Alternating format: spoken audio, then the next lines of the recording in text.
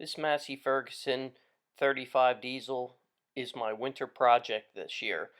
I picked it up. It was sitting for a number of years without the hood on it. As you can see, there's moss growing on the seat.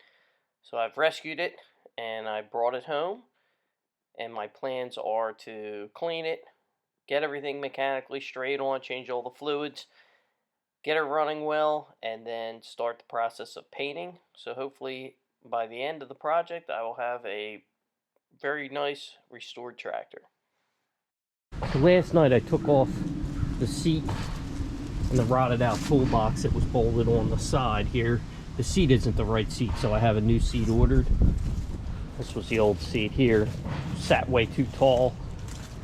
So today it's a little cold and windy, but best day of the week, so I'm going to put some degreaser, some of that purple power stuff on this thing, and turn on the power washer and see if I can blow some of this grease off. I also took off the air cleaner.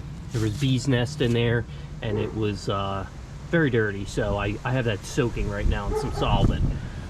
I'm gonna get everything degreased, power up the pressure washer, and see what we can take off of this thing.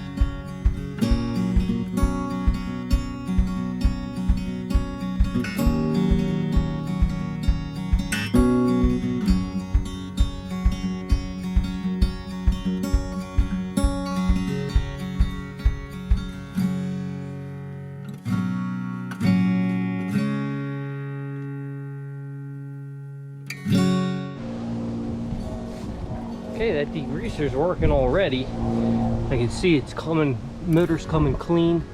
I can actually see the stampings now on the motor. Couldn't see them before.